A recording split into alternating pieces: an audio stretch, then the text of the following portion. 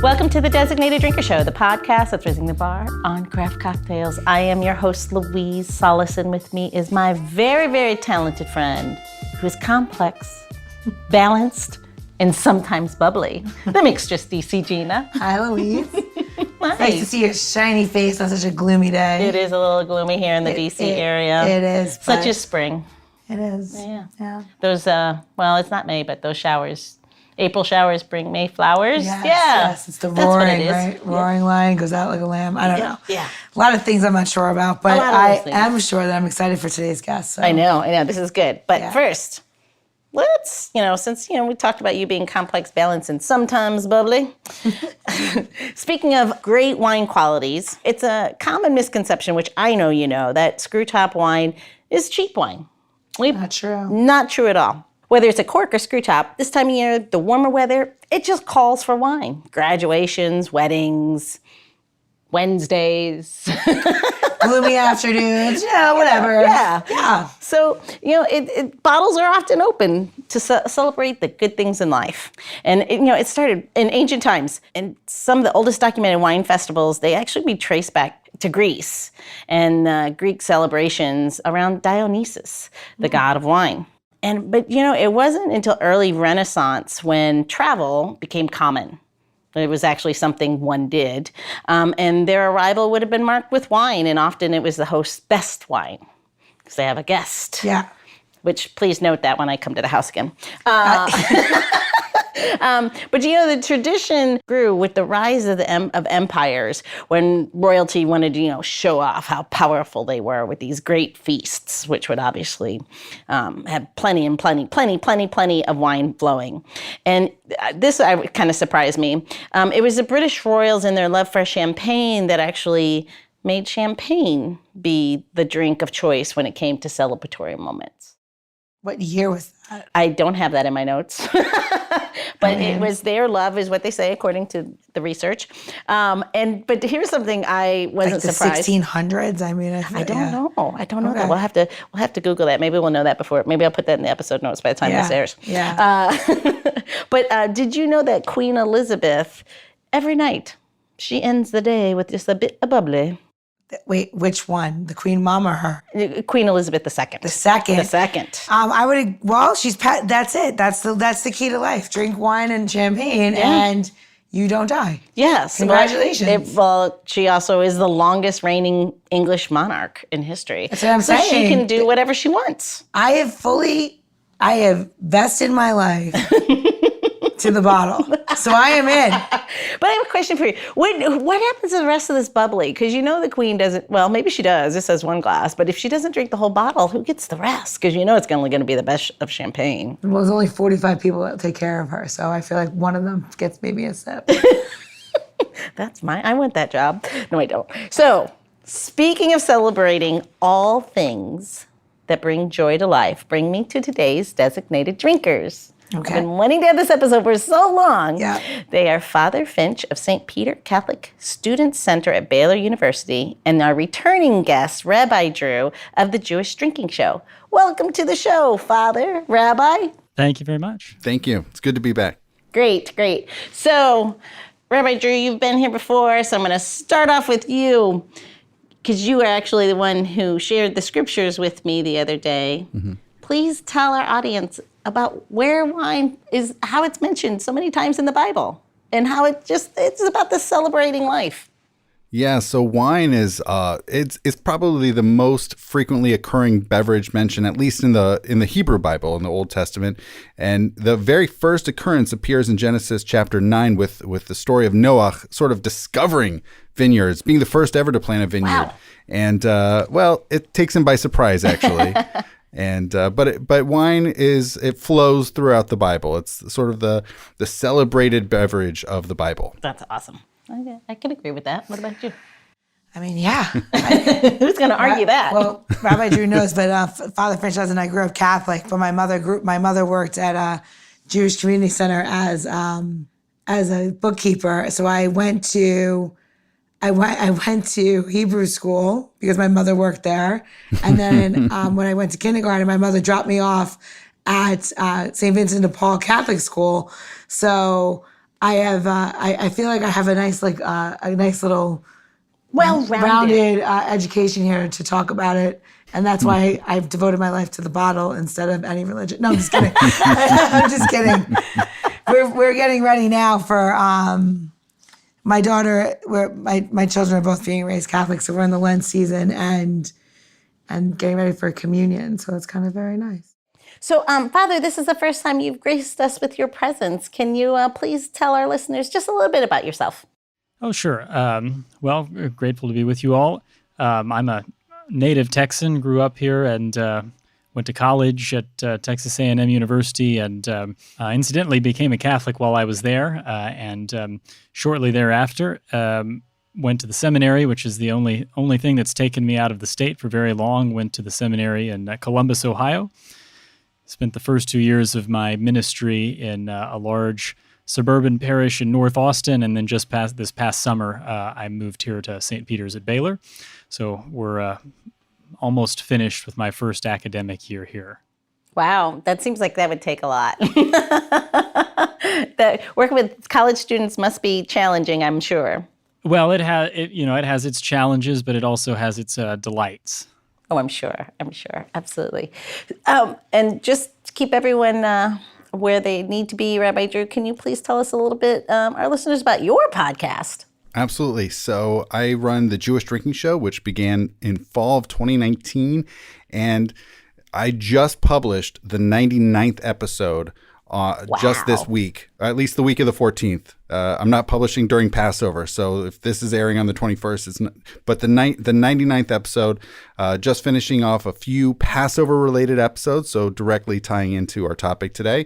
And it's such a wide variety. Obviously, there's a lot of biblical stuff, a lot of rabbinic stuff, a lot of Jewish holidays, history, a lot more, archaeology even. So it's a wide variety, and it surprises even some of the guests how much there is in Jewish wisdom, history, tradition, and more about drinking. A lot of people don't think about Jews and drinking. They don't put the two together, but there's actually a very rich history there. Wait, no one's ever said that about the Catholic religion. They're like, oh, the priest, there he comes, I don't know, Father Finch, you've heard that, I'm sure. Yes, indeed. My daughter is going to make her communion, and we're learning all about the tabernacle.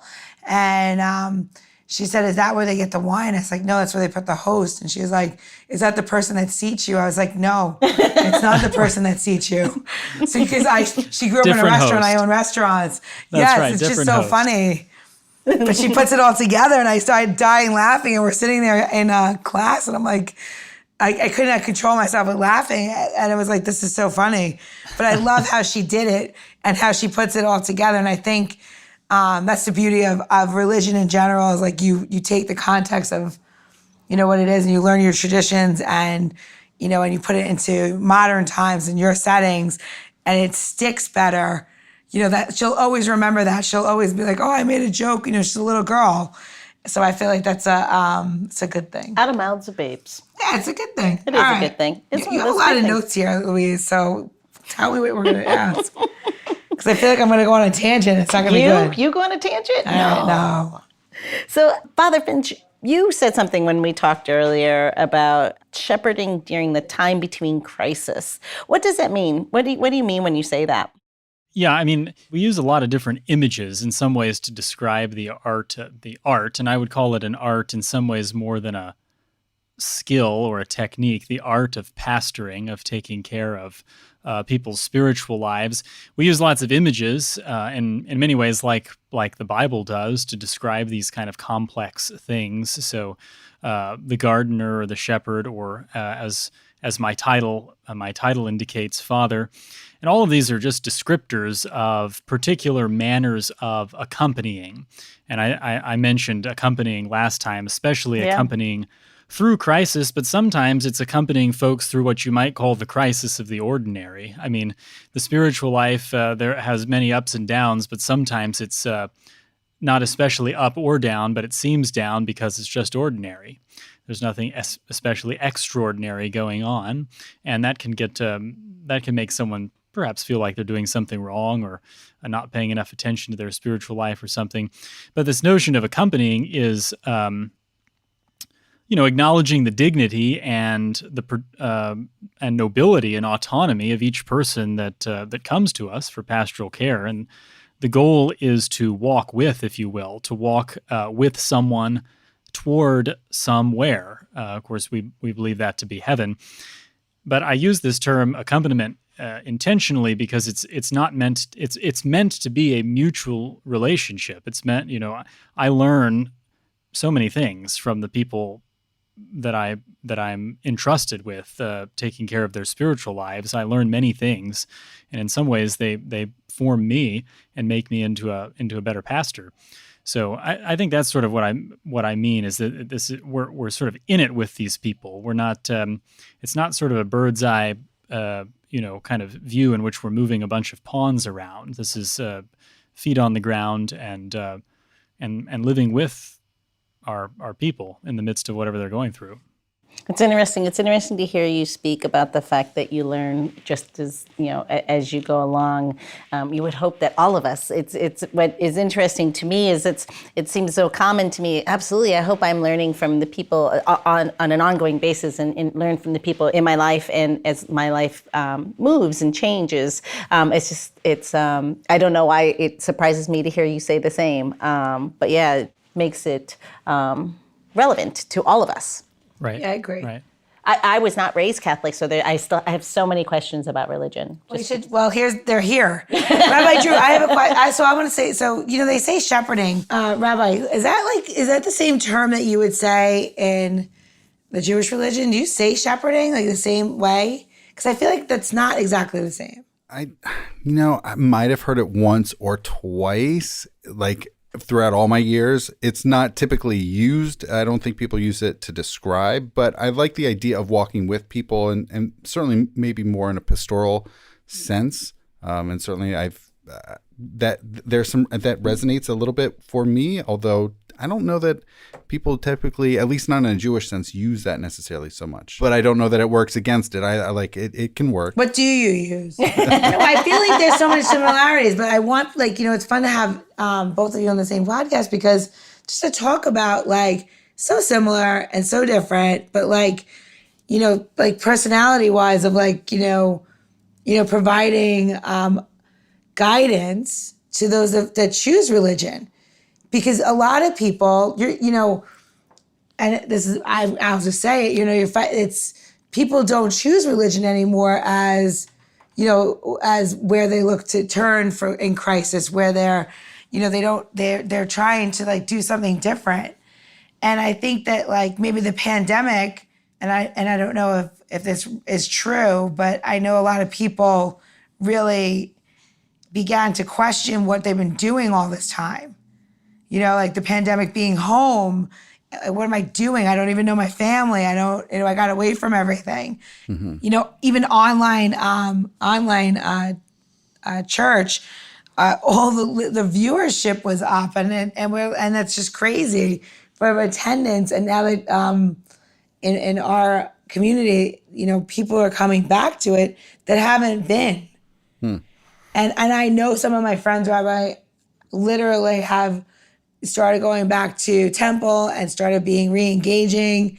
So I'm asking, and maybe it's because they have children now that need to start making their bar and bar mitzvahs, but I'm not sure. But they're part of their community again. Mm-hmm. And my age group of friends ranges in the 35 to 45-year-old range. Mm-hmm. Thank you for do you that. think, is there something to this? I mean, the obvious answer is yes. It's just how to answer the yes. I have two totally different answers. The first of which is sort of reevaluating one's life. I think the reevaluating that's been going on in the last 2 years is markedly different than the post 9/11 reevaluation. I think 9/11 forced people to really think about their lives in a totality. I think what's gone on in the last 2 years is, I think, been more focused specifically within professional realms, although it might go to your work-life balance.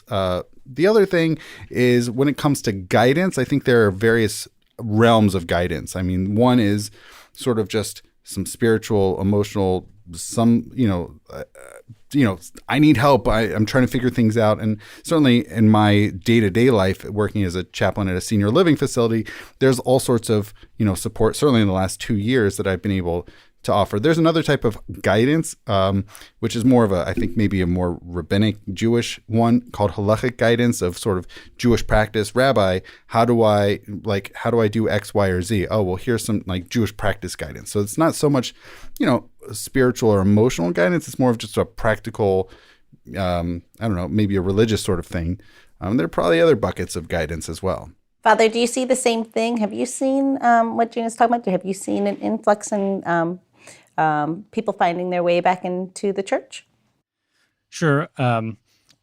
In some ways, I can't answer this question in quite the same way as Rabbi Drew because I don't have any other crisis to compare it to. I was in third grade when 9/11 happened, so I wasn't. Wow. He just played the youth card. Well, I'm in the first assignment where people have been able to make me feel old, So, but I say that only to emphasize the fact that I don't really have another big crisis to compare it to. At least I wasn't thinking that way at that time. And I've also now been in two different environments in the wake of the pandemic. I was in kind of a big suburban parish with lots of families, and certainly I experienced that. There, the way one of my secretary at the parish put it once was, Father, it just seems like a lot of people are remembering God. It just seems like a lot of people are remembering God. Because people were asking a lot of existential questions, especially if they had family members or friends who were really affected by things.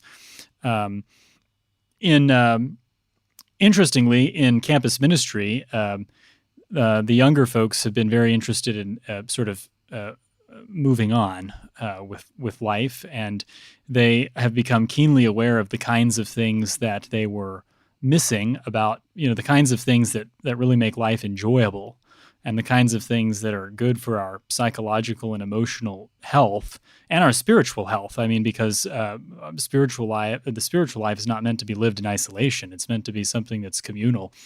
And so there's at least in my campus ministry here, there has been a great appreciation for the opportunity to gather together for worship and for meals and these kinds of things.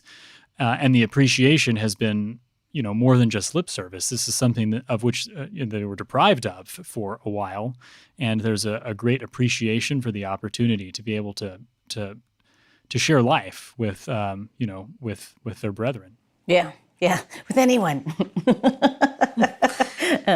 After 2 years of isolation, absolutely. That's an interesting thought. I didn't really think about the fact that, obviously the pandemic caused many of us to pause and rethink things, use the word I hate the most, pivot, but still even within your personal life, but religion became a little, so this is going to sound, please don't, this is not insulting. Religion sometimes becomes something that, like, when you have like children and stuff and you're shuffling everybody around, that's something like you're like, oh, I can't go to church. I don't have time to go to temple. I have to do this. I have to do that. Right? Do you think that putting everything online, because it remains online, and temple as well as mass, and do you think that now that it is online, it makes the convenience of being part of maybe what you grew up with, going to church with your family when like Sundays and Saturdays were the day of worship and Friday nights, and you did all of those things, and now you can return in a more convenient way? And do you think that that's something that like is going to change? Do you think that the churches and the temples are going to have to adapt to that new world? So I what we've learned out of the last 25 months, there's been a lot that's changed. And the question going forward is how much of these changes will remain with us past these first 25 months of at least in America, that COVID. I don't know. I think more broadly speaking, when it comes to these sorts of interactions, I think there are pros and cons. You have trade-offs. The obvious advantage of doing online stuff is, hey, convenience factor is huge. You don't have to travel somewhere. You don't even have to wear pants. Exactly. You don't have to wear pants. But the obvious loss, the pro and con. The con is that it's just such a diminished experience. It's not the same as having in-person interactions. Absolutely. And that's just it's such a huge loss. And I think I don't know what's going to go on in the future, but I imagine certainly a lot of people have been very I want to say hungering. They've been incredibly thirsting for in-person interactions and experiences. And I think there might be a rubber band effect of people saying, look, we've had enough Zooms. We've had enough, Microsoft Teams, whatever it is. I want to have these in-person meetings, interactions, experiences. And I don't know how that's going to affect services online or otherwise, but that's just me and my crystal ball. I would agree with Rabbi, pros and cons to both. I mean, one of the things that became very apparent is that we're embodied creatures, and so in the Catholic understanding of worship in particular, it's supposed to be something that is sort of an entire person experience. It shouldn't solely be an auditory and visual experience, but it's something that involves touch and smell and so on and so forth. It involves our whole person, and it involves our whole person with other people, with fellow believers. And there's only so much of that can be replicated, or that can be transmitted, if you will. There's only so much of that can be transmitted virtually. So, I mean, we've been trying to capitalize on technology. I mean, of course, the famous Catholic bishop Fulton Sheen and his famous show in the 50s and 60s was a great catechetical endeavor, and it was one of the most popular shows of the time. And so that's a great advantage of something like television, or now live streaming via the internet and so on. But there's something that's lost, some aspect of the connection of the real total human kind of connection that happens when we gather and worship with our entire person. But I think there's some. So I think this is an opportunity for both religions to bring. You're saying that worshiping in person and gathering together is really important, and I think it's an interesting way to almost remark. It's going to sound not right, but like it's a business. But religion is a business, all right? Running services and churches and temples and stuff is a business, right? You need to have people come to the show. They have to come. They have to buy their tickets. They have to give. They have to contribute. They have to do these things. How do you take that togetherness that everybody wants to be together and put that back into their spiritual life? How do you reintroduce to feed your soul? Let's feed your soul wherever your soul needs to be fed. But how do you do that and get them to come back then and start to replenish themselves, as well as put the seats inside for services or for a mass, and just to make them be together? How do you remarket that to be more inviting? I guess. I would say reinvigorate.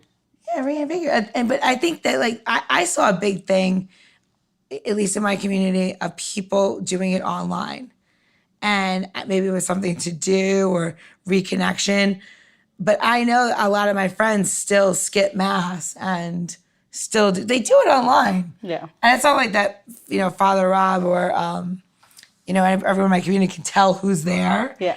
But they do contribute, and contributions are up, which is what it needs to be to run a church. My mother was a bookkeeper for the Jewish Community Center of West Hempstead in New York, so I know how much it costs to run a facility. Yes, indeed. So for me, when I look at it as a business, I mean it from big proud eyes of what that means to continue for the next generations and to fill the other side of the human psyche. So I guess there was no question. Is there a question? There's a question. I was waiting for it. What was the question? I think the question is, how do you do it? How do you market that? Do you have any ideas to that? I think you start this podcast called The Jewish Drinking Show. But how do you bring it to people, like in real life?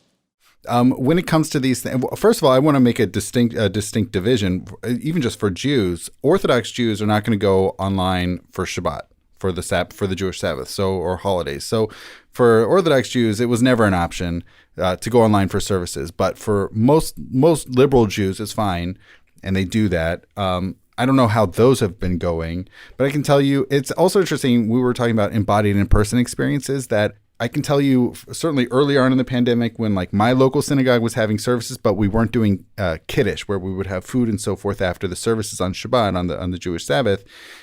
It was not the same experience. But once we've gone back to having kiddushes in person, it's such it's such a much better experience.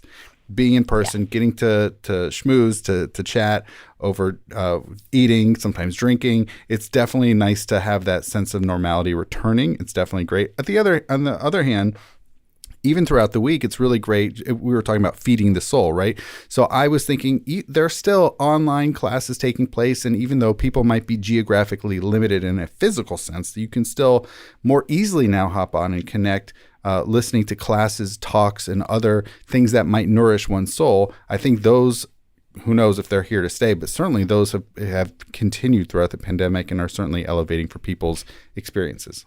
Again, I would second a lot of that. I mean, these are the kinds of questions we grapple with, or that we are grappling with very actively in pastoral ministry, is how do we help people interiorize this experience, especially if they're not able to be physically present or something along those lines, or how do we draw folks back in who maybe haven't come back or something like that? I mean, there's any number of ways, but it's always got to be personal. So even if that's virtual, it's always got to be personal. So the personal invitation, the one-on-one conversation. These kinds of things are one of the. They're in some ways irreplaceable. Nonetheless, I mean, it does happen that I'll have people. It happens here at the Student Center with some frequency that a student will show up who I've never seen before, and they'll say that I'm here because of some video I watched by some famous Catholic apologist, or I'm here because of some article I read by some Catholic bishop or something like that. That sort of thing does happen, and it happens with some frequency. And then the opportunity to help them interiorize that is right there in my office, right? That's what that personal experience is, the bridge between that virtual experience that they've had and then the continued practice of their faith. And some of that can continue to happen virtually. There's a priest who helps me out here who's out in California. And he comes about twice a semester, but the rest of the year he meets with my students virtually if they want to meet with him regularly, and I'm very grateful for that. And it's worked very, very well. They meet one-on-one and are able to have a conversation about whatever's going on in the student's spiritual life. So again, it's that personal, the personal, which can happen both virtually and in person, but the personal cannot be absent. Yeah, I get, and I guess it depends on what you're looking for out of the interaction. Because if you have somebody present, even though it's across a virtual setting, they're present as one could be in that standard. Mm-hmm. So I'm just wondering, what would your avatar look like in the meta then? What? That's the next space. Oh, meta. Meta. But after that silly thought, I think we should break for your tech talk. Gina, what do you think? You ready? Yes, absolutely. So today's is going to be really simple. Everyone's seen a juicer. You go to the store and you're like, I know how to use a juicer. I'm really great at doing juicing. I don't need somebody to tell me how to do it. I bet you, if you do poll 5 people, that you would literally get the answer 4 times wrong and 1 time perhaps correct. So today I'm going to show you how to juice using a hand juicer. So correct thing to do is you're going to take your fruit and you're going to cut off the ends, 1 and 2. And you're going to cut your fruit down the center. Now, you have this big, large piece and you're like, I'm going to match it up with this part in the front and it's going to fit in nice and easily, and that's what I'm going to do. Wrong. You want to flip it so the large side or the center is face down, and now the smaller part is touching the top of the squeezer, and this is how you're going to get the most juice out of your juicer. So here we go. 1, 2, and 3, and you're going to push it, and then the last trick is to take it and you're going to just give it a little tilt on the side, so that way you don't wind up with juice all over your counter. Gina, that was a bit juicy, if I will, if I may. Do you feel freshly squeezed? I do. So silly. It's a very simple thing it's going to make a world of difference when someone goes to use their hand juicer. So we'll just go with it, you know? Good. Celebrating the citrus of life. And not wasting it. Yeah, That's waste not, it. want not.